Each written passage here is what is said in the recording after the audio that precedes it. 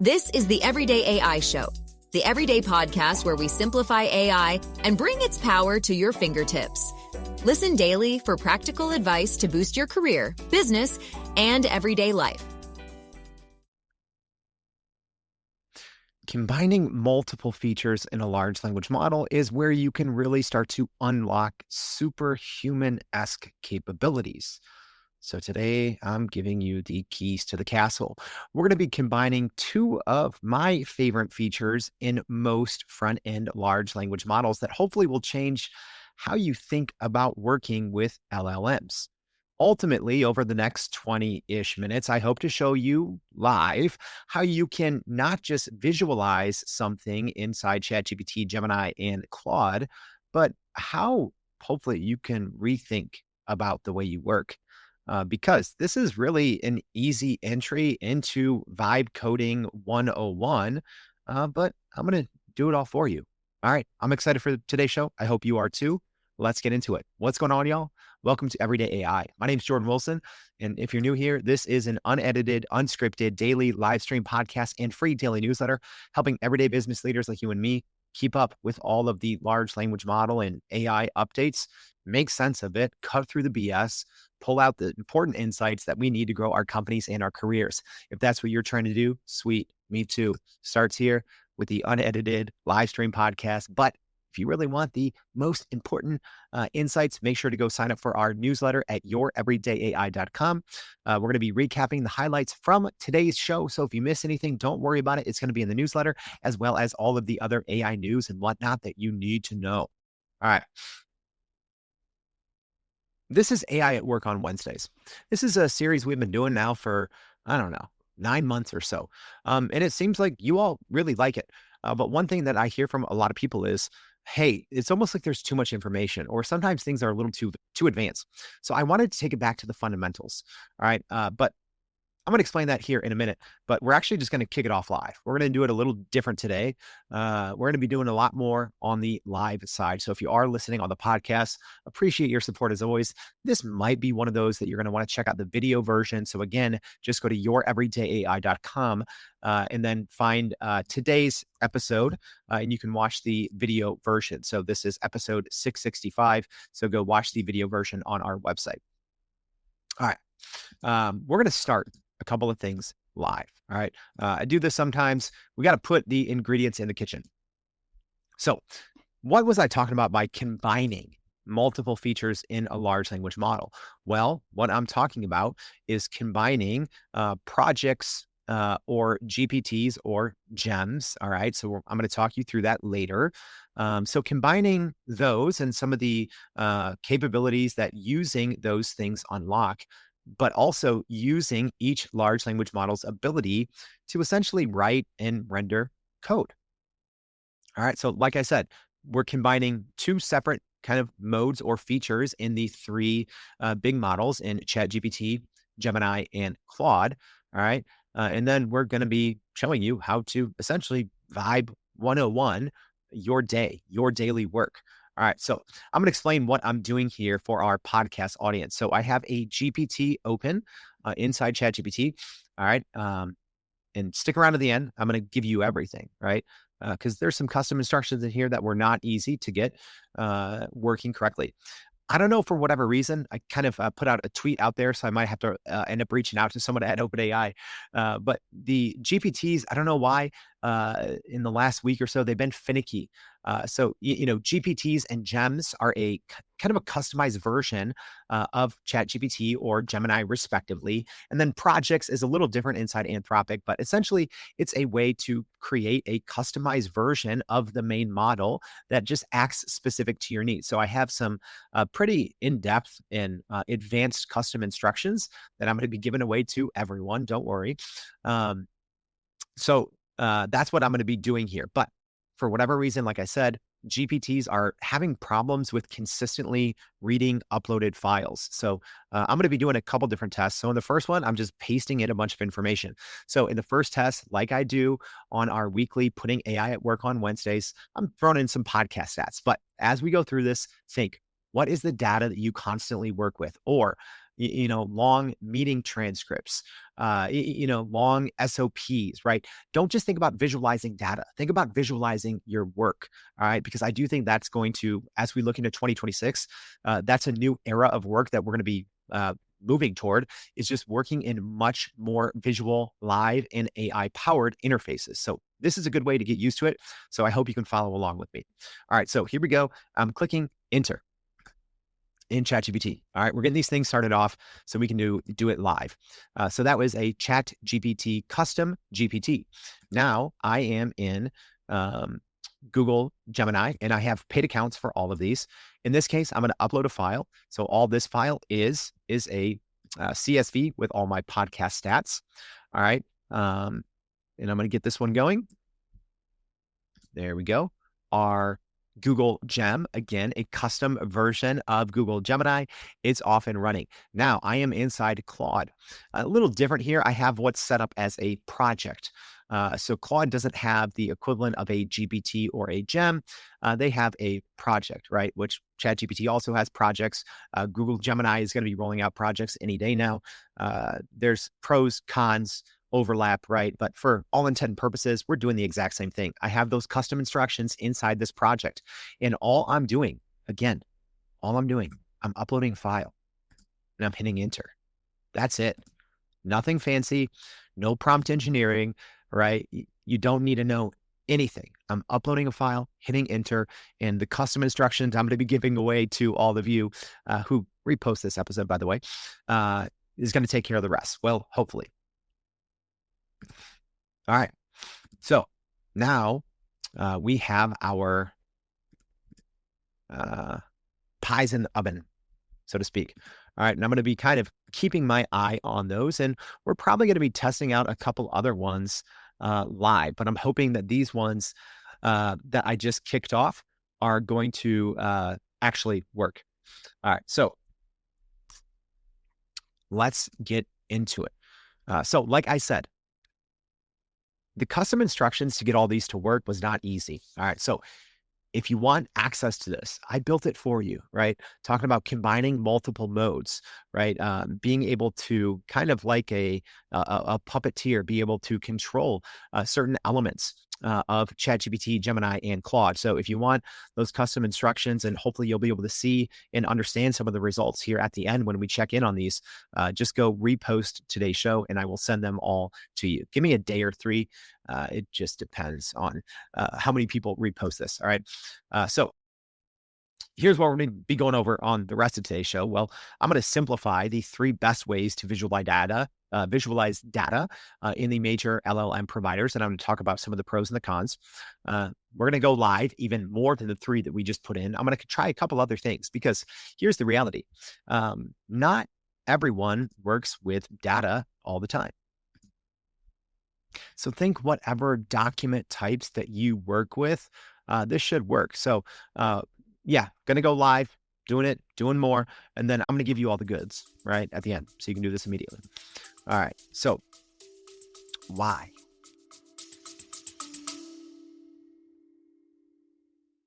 Are you still running in circles trying to figure out how to actually grow your business with AI? Maybe your company has been tinkering with large language models for a year or more, but can't really get traction to find ROI on Gen AI. Hey, this is Jordan Wilson, host of this very podcast. Companies like Adobe, Microsoft, and NVIDIA have partnered with us because they trust our expertise in educating the masses around generative AI to get ahead.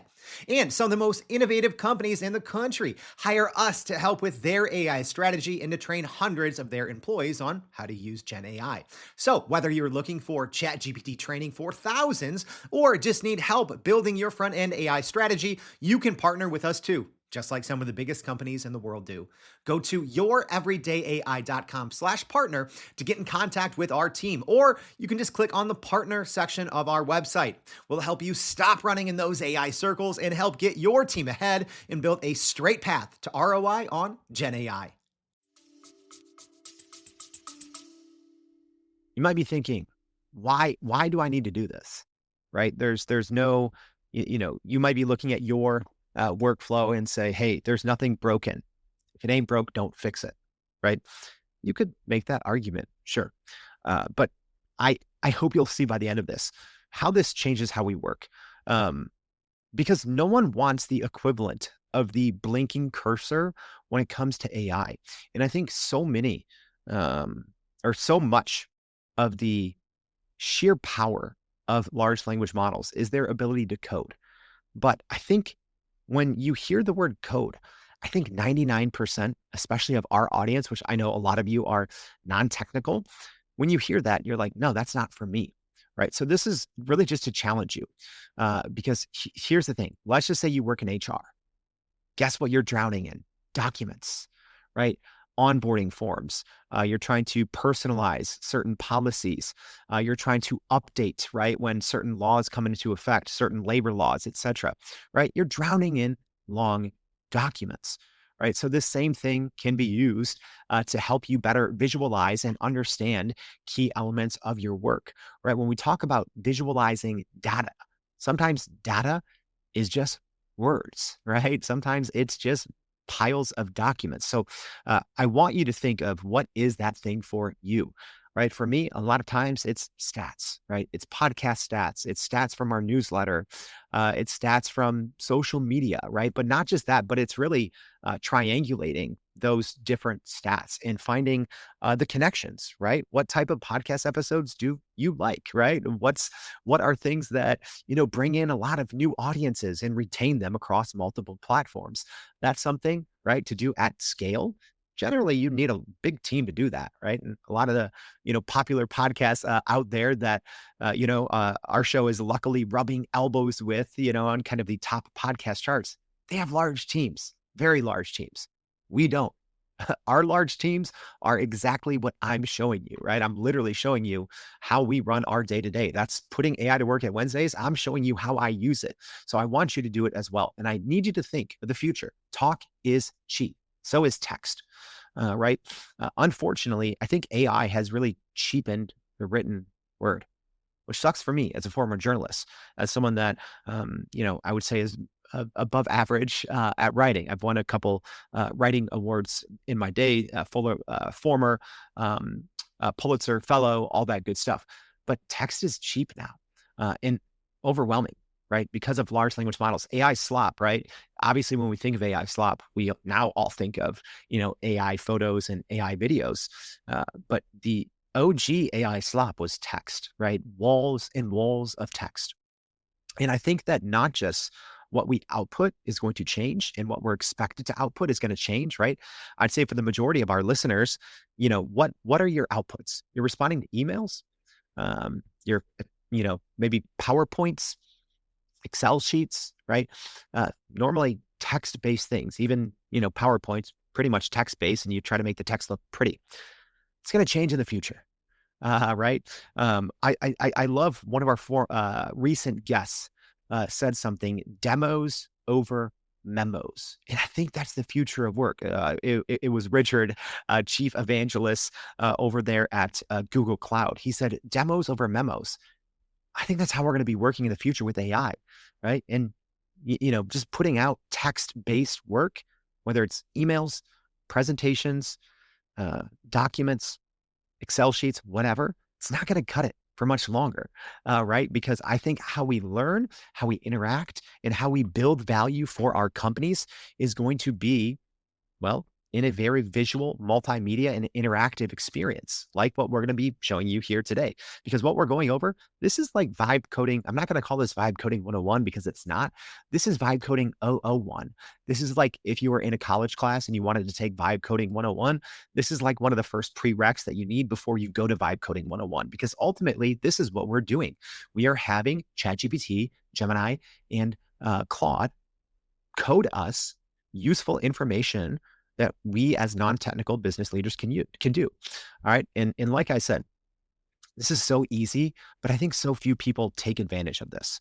And it's best, I think, when you stack features and make it simple. Because even what I'm doing right here, it's technically not easy, right? Because not only am I having to, get the data together to give to a large language model, but normally what you're faced with is writing out these long instructions, right? So this is where the GPTs inside ChatGPT, the gems inside of Google Gemini, and Claude's kind of projects and the custom instructions in projects really comes in handy, because if you get it working right, and you can build in that reproducibility and scalability, right, in these custom instructions that I'll share with you, it doesn't matter, or it shouldn't matter, right? I'm going to fine tune it a little bit more before I send it out to everyone, but it doesn't matter if you're uploading a bunch of spreadsheets, a bunch of documents, a bunch of text, meeting transcripts.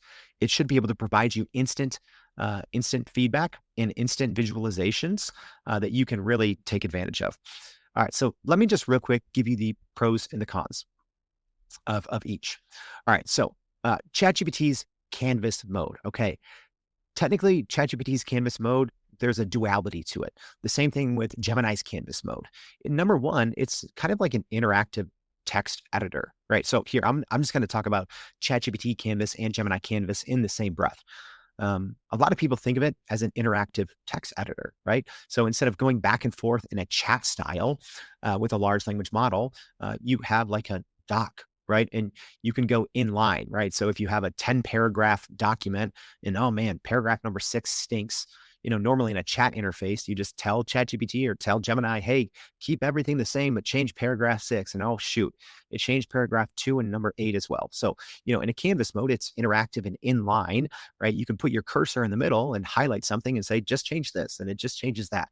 People think that's what canvas mode is in ChatGPT and in Google Gemini. Well, that's the half of it. The other half is it can run and render many different types of code. So you can have these interactive environments. It's almost like you're spinning up apps, or you're spinning up demos, right? Demos over memos in chat without knowing how to code. Just being like, yo, chat, yo, Gemini, here's a bunch of information. Go build me something useful, right? But then having that scalability of the custom instructions on top of it.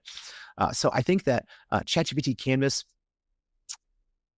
it can be finicky, right? Especially in my case right now, when I'm using it with a GPT, because if you look in your GPT settings, you can enable, people don't know this, you can enable or disable canvas mode, right? So obviously in my example, I have it enabled.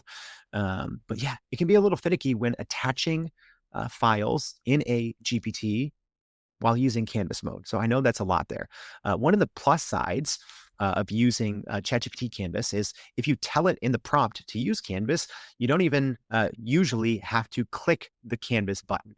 In Google Gemini, you do. Even if you explicitly tell it in the Gems custom instructions to use Canvas mode, it won't always do so. All right, I think the best visual outputs in the fastest amount of time, if we look at speed, quality, and reliability, I think it's Google Gemini, hands down. The highest ceiling might be Claude, right? With their artifacts. And I'm going to talk about that a little bit more when I show you that. So that's their version. So we're using projects, but their version, the thing that renders code, is just called artifacts. It's not an interactive inline editor like Canvas mode, but it does render code, and it's really good. The ceiling is high. It's finicky though, right? So in terms of reliability, I think reliability and speed, I think Google Gemini takes the cake. In terms of flexibility, I think it might actually be ChatGPTs, just because you can use GPTs in a variety of different ways, right? And when you can bake in Canvas mode in a GPT and take advantage of all the different scaffolding, essentially, and the agentic nature of the GPT-5.1 thinking models, it's really good. It's really robust, but it's slow. But when it works, it's great. And then I think in the middle ground there, you have Claude, super high ceiling, but still fast enough, but finicky as well. So hopefully that helps. And it's really just down to your own experience. All right. So enough on that. Let's check in live, and maybe we'll cook up one or two other quick experiences here. All right. So let's go and check out. There we go. All right, cool. We got it. So on my screen here, I am in ChatGPT. So this is when I just pasted in the information, because like I said, I am using a GPT.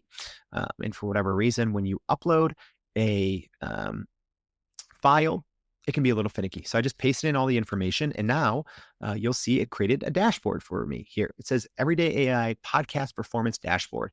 All I have to do to launch this experience is click the preview button. Okay, so now I'm going to try to resize this a little bit here to make the dashboard, the interactive dashboard a little bit bigger. And here you see, I'm going to zoom out a little bit on my screen, and I have a pretty nice dashboard. So it did a nice job. So it gave me kind of a running total of the number of downloads of my podcast over time. Really cool. It's interactive. I can hover. It's actually really impressive. It goes day by day over the course of 3 years, and it shows me running total downloads. That's pretty cool. I don't even have that in my podcast platform. It breaks down the number of total downloads by category type, which is cool. Another thing I don't have, right?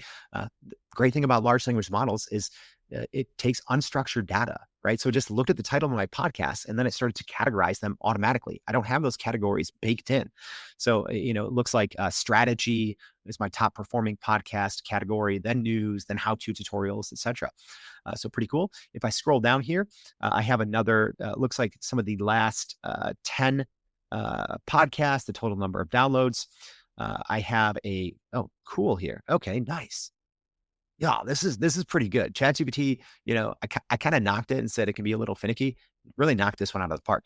So I have a different window here. I can do the last 7 days, and it's giving me the episode, and then the last 7 days of downloads, last 30 days of downloads, last 90 days, and all time. That's really, really good because again, these are stats that I do not have in my podcast host, right?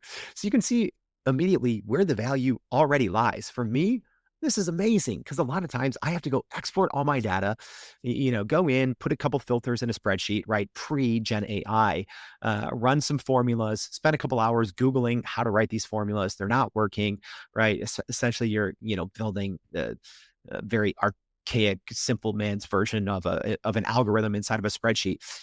I have it all here. It did it for me. All right. This is very, very impressive. All right. So let's see if there's anything else. So nothing super robust in terms of the amount of data, but the data that it did give me, really, really good. So ChatGPT, good here. All right. So let's look at Gemini. All right. So unfortunately, I can't kind of zoom too far in and out. But same thing. It gave me a very, very good looking dashboard here. So similarly, it gave me linear growth over time for my podcast. It gave me average episode downloads. It's not correct though. So it looks like there's maybe some issues here. A growth trajectory. Oh, here's why. For whatever reason, it only sampled 13 episodes in my data set. All right. I've done this similar thing before on my Ultra account, and it did a little bit better. So this is probably a limitation of the paid account that I'm using, but to have all of these in one window, I just did this for simplicity. So maybe not the best example for Google Gemini, but hey, looks like maybe I'm proving myself wrong. So if I'm going head to head here, I like the ChatGPT version, but visually, I think the Gemini one is better. Utility, which is ultimately more important, the ChatGPT one is better.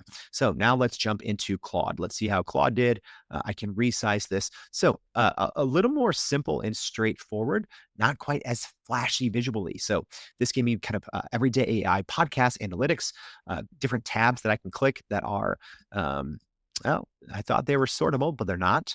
All right. And I did use Opus 4.5. All right. That probably is worth noting. So I used Gemini 3 Pro. I used Opus 4.5, and then I used 5.1 Thinking. So I used kind of the most powerful models for each of these. So the Claude artifact, not that great. Like I said, there's these tabs here. They don't do anything. So it didn't work correctly. Again, I'm one-shotting things here, right? So it has some monthly trends. I'm scrolling through these and these are not, maybe they're correct. All right. Performance by topic. So again, this did a good job of breaking certain things down by topic and then giving me average downloads. So it looks like AI agents is top, then how-to tutorials, business ROI. Okay, cool. That's pretty helpful. It looks like, hey, Claude even found my Claude and Anthropic episodes are not very popular compared to ChatGPT and Gemini that are more popular. All right. And then it has a content performance. That's cool. So it says when I have a numbered list podcast, it usually gets a little bit more downloads, tutorials. There we go. Cool stuff. And then it has a couple key insights from my data. So maybe a little bit to be desired from a user experience and visual standpoint, but it did the job. So all three of them, just right there. Even if you're not able to see my screen, again, go to youreverydayai.com, watch the video version if you care. They all produced one shot, right? I wasn't iterating back and forth. I did this live, probably with one or two follow-ups on each of these. I'm telling you, this is right. When I say this is vibe coding 001, and when I told you all last year that it would become very common for non-technical people to just be building their own mini apps, this is it. I told you, my podcast provider doesn't even give me some of these things that I had, right? Because it doesn't have this layer. Number one, it doesn't have the layer of large language models that I can, manipulate and better understand data and turning unstructured data into structured insights. But then obviously having that, combination factor of the custom instructions that I gave each of these models to really deliver me what I want. All right, let's go ahead. I don't know how this is going to go, y'all. We're going to try. All right, I'm going to try. Let's see. I have another file. I'm going to do, what are we going to do here? I have a document. All right, this is an old, I'm just going to say, please visualize. So I'm doing nothing. I have a transcript from a meeting. This is an older meeting. I had to find one where there wasn't an external client. This is just two of my coworkers. This is, I don't know, a couple of years old. We were having a meeting about advertising on Meta. I think it was, we did some ads for Everyday AI, maybe like a year and a half ago, 2 years ago on Meta. So I think that's what this is. So I'm actually not sure. We'll see once it maybe does this. All right, let's see. So again, we're having this issue here in ChatGPT with the GPT and uploading files. This combination, for whatever reason, not working very well. So I'm just going to copy and paste this and then do nothing else. So we'll see if that works a little bit better. All right, we're going to do the same thing in Gemini. We're going to go back into our Gem. Let's see if this works. I'm just going to upload this meeting transcript and absolutely nothing else. All right. I'm going to make sure, whoops, I don't want Nano Banana, although that could be fun. All right, let me try that again. So here I am in my Gem. I'm just uploading this transcript doc, right? And then I'm enabling Canvas mode and going to town. And then the same thing, I'm going to go back into let's see here, going to my projects. That's not the right one. There we go. All right, go to my projects here inside Claude. I'm going to upload that same meeting transcript. And let's see if we can get something usable here live.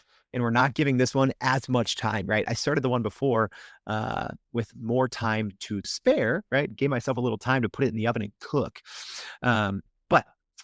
Well, now we can kind of see how they do this live. And, I'll tell you a little bit more about some of the custom instructions that I put in here, right? I did this to handle any type of data, right? So like I said, whether you throw in multiple spreadsheets, PDFs, aside from the bug, that's going on inside ChatGPT, which hopefully they squash. Aside from that, you can really put in any type of data, including meeting transcripts, right? And the cool thing that I baked in here, I said, don't just visualize, right? Don't just visualize things, help solve problems. So even in the example I said, and we'll see if it works, because I didn't even test this part out, but all of these models are agentic by nature, right? So Opus 4.5 from Claude Opus 4.5, Google Gemini 3 Pro, and GPT-5.1 Thinking, they are agentic. So what does that mean? And what does that mean when we are kind of stacking or combining these capabilities? Let me break it down for you really simply, right? They're not just going through and coding and parsing data and building things. They are doing that, but they're thinking about things, hopefully, step by step, right? Chain of thought. But also, I've built them to go solve problems. So hopefully what it should do is not just tell me what went on in the meeting and hopefully give me a visual dashboard to show some of those things, but what it should be doing, hopefully, we'll see. And I'm going to be kind of looking through the chain of thought a little bit here, it should be solving the problems, right? So there's probably some next steps that we talked about in the meeting, right? And maybe you pay for some, AI software that does this for you. Well, here, this does it by default, or it should do it by default. It should pull out kind of action items, next step to-dos, right? Which is pretty cool. But then it should hopefully go out and start researching those and providing potential solutions. Yeah, no AI platforms do that, but I mean, I don't want to overpromise set of custom instructions, but hopefully it does, right? But that's what these models are, agentic by nature. They should be able to go through, see that, and then go start researching things and be like, wait, not only do I need to extract to-dos, I need to visualize this meeting transcript, but I need to go out and help these people that had problems or next steps or things that they were going to research and do it for them. That is what an agentic model should be doing, right? When it can, start down path A and be like, nope, this isn't right. It can go back, research more, and go down a different path. All right. So hopefully we'll see that here without me having to go on for too much longer. Yeah, because this is a little bit more of a complex situation. So let's just see. As an example, I'm opening the chain of thought here inside ChatGPT so I can kind of see what's going on, and I'm going to see if it did this right.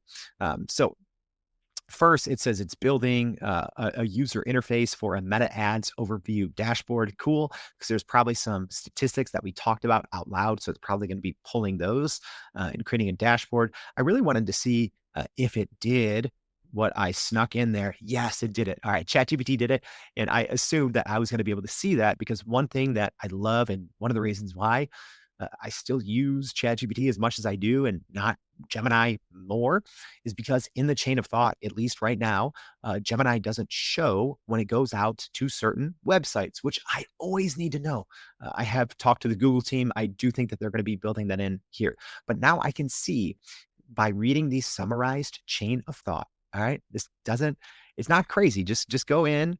I'll give you these custom instructions. You put your own stuff in there. There should be a little button on there that says thought for. All right. So it's kind of hidden. You have to click it. And then I can go see exactly what this GPT with my custom instructions using this very powerful model did. And I see it did it correctly. And it went and it looked up. So cool. It went up and looked up potential solutions for things that we didn't even know at the time. And it went out and started solving our problems. So I'm excited to see how this one is ultimately going to show this information. So it's still working, but cool to see that little custom instruction working in action, and it should work across multiple different things. All right, let's look at Gemini. So Gemini, like I said, fast, it's done. My gosh, this looks really good. All right. Yeah. Okay, sweet. So, interesting. Yeah, this is nice. So like I said, this meeting was maybe like a year and a half ago. Okay, yeah, here's the date. Okay, yeah, I was right. It was from July 2024. So it was an older meeting. So this was with some of my colleagues, and we were talking about some different tactics that we were, doing on Meta ads to, we were just more or less, testing different customer acquisition costs, right? To get people to sign up for our email newsletter if we were to do Meta ads. I completely forgot about most of this. But yeah, so it gave us like, hey, a list of our inactive targets, ad relevancy, very nice, right? Again, interactive. So number of users, views. So it looks like it pulled out different things that we talked about out loud, right? So we didn't, spit out every single metric out loud, but those that we did, it put them in a nice chart there, which looks good. And then we have, this is like a meeting dashboard, which is really cool. So then it says tech stack status. So it looks like there was a failure on one of the pieces of technology called Split Hero that we were using. Something about Beehive integration said that it was going correctly. That's good. There's an action plan here with little status indicators. Really cool, right? So we needed to fix the Split Hero because the MAV2 was not triggering. The owner on that was Brandon, right? So it literally created like a dashboard, almost like Kanban style, follow up action plan. And then it had a creative and offer pivot. So it went in, offered some examples on what we could do. So very cool. I don't think it did a fantastic job of going out and finding new solutions. So I don't know if it, just used its own training data. I don't know if it went out and, looked at certain up-to-date websites, but regardless, y'all, think of all these meetings that you're in. Imagine if you could have a custom personalized dashboard like this that just visualizes everything. So like I said, yeah, there's a lot of AI note takers out there that give you, next step action plans, all that. But combine it with like Gemini 3 Pro, it's good. All right, podcast audience, you can't see my face, but this is one of those where I'm like, what the heck? This is really, really good. All right, I want to see what ChatGPT was cooking. All right, here we go. Because I'm excited because the ChatGPT one, I can see the websites that it went out to. So it might have done a really good job at kind of solving some of these problems for us, right? When we talk about the future of work, this is huge, y'all. All right, so I'm going to click preview. All right, so now it's previewing. Let's see what we got. All right, so here is our meta ads overview, kind of the people in the meeting. Oh, this is cool. Top talker. So it analyzed who talked the most, the number, the words, the key ad topics. Very cool. So it did some kind of like word clouding. Very cool. So it counts how often key concepts came up, right? Not just by the words, but it categorized what we talked about most. Really cool. So it looks like we talked about the creatives the most, the PPP course, then the newsletter, then the audiences, then conversions. Very cool. Number of people speaking and the number of words. That's awesome. All right. Let's see what we got here. Okay. It gave kind of, I'm not sure, it didn't create a label for this whole section, but again, it looks like it kind of had some follow-up pieces here. And then it looks like it pulled in some new information from the web. It got some benchmarks and it gave us some average meta CPMs from October 2025. Like I said, this was from July of 2024. So I'll tell you this. And then it says like money, there's a money mention section. So pretty cool. I wish I could combine these two different ones, right? And here's the thing, y'all. I can go back and just say, make this better. Or, I can just say, make, I might not wait for this because it might take too long, but I'm going to say, create better headings, next steps, and research potential solutions for these issues discussed, right?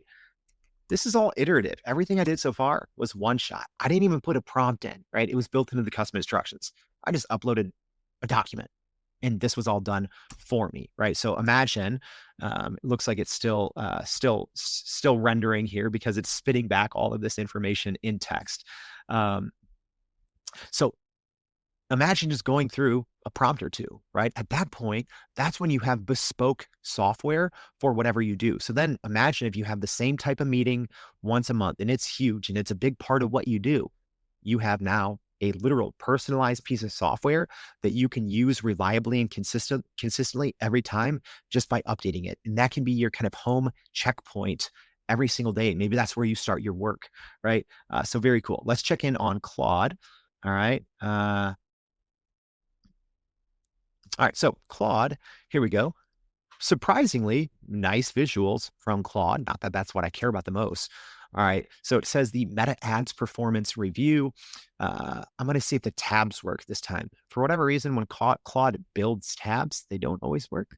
Okay, this time it did. So this one's pretty robust if all this works. Okay, this is nice. Claude probably won this one. Opus 4.5, impressive here. I do want to look, though, in the chain of thought here. I want to see. All right, I'll have to look at this a little bit more later because there's a lot of steps. But it did give me a nice overview. It talked about total ad spend, landing page users, all these things, performance, benchmark, gave me some nice charts and graph. It kind of, okay, this is cool. It kind of labeled people, even though we didn't label ourselves, right? It said Brandon was the marketing lead, George was the ad specialist, and myself, the decision maker. It's kind of true how that meeting was set up, right? So it did a good job of even understanding who is who based on the discussion, right? Same thing, it broke down key discussion topics, issues, great. It put them color coordinated. I think Claude definitely won this one. Action plans, really, really good. And then let's see what else it did here. Recommendations, really, really good. So, hey, on this one, Claude did crush it. So Opus 4.5, impressive. Whereas on our demo last week, it kind of missed the mark. I said, don't write off my one, little show here. Kind of redeemed itself a little bit. All right, so that is a wrap. I wanted to do a couple. I didn't want this to turn into an hour-long show. So here's the reality, y'all. This is the future of work. It is demos over memos. All right, and I think hopefully, if you saw this, you can understand the potential and why, when I said a year ago that by the end of 2025, everyday non-technical people are going to be building themselves micro apps. They're going to be building themselves little pieces of software. You saw me do it just by combining two simple things, right? Custom instructions with any type of data or documents. And that's something that we can all do, regardless of your role. If you sit in front of a computer for the majority of your day, if you are a knowledge worker on the internet, you can do what I just did. It's very simple. You don't have to know anything. All you got to do, well, you got to go share this show. All right. So I will send you over the custom instructions. You might want to tweak them a little bit yourself. You can read through them, but go repost this show on LinkedIn. All right. So if you are listening on the podcast, I always put the LinkedIn link for this very show. All right. So like I said, go find episode 665 on LinkedIn, repost it. Give me, I don't know, a couple hours, couple of days, and I'll send these custom instructions over to you and you can get going right away. So that is it. That is putting AI to work on Wednesdays and the beginner's guide to how to visualize data with AI in ChatGPT, Gemini, and Claude. I hope this was helpful. If so, tell someone about it. Then go to our website, youreverydayai.com. Thanks for tuning in. Hope to see you back tomorrow and every day for more Everyday AI. Thanks, y'all. And that's a wrap for today's edition of Everyday AI. Thanks for joining us. If you enjoyed this episode, please subscribe and leave us a rating. It helps keep us going. For a little more AI magic, visit youreverydayai.com and sign up to our daily newsletter so you don't get left behind. Go break some barriers, and we'll see you next time.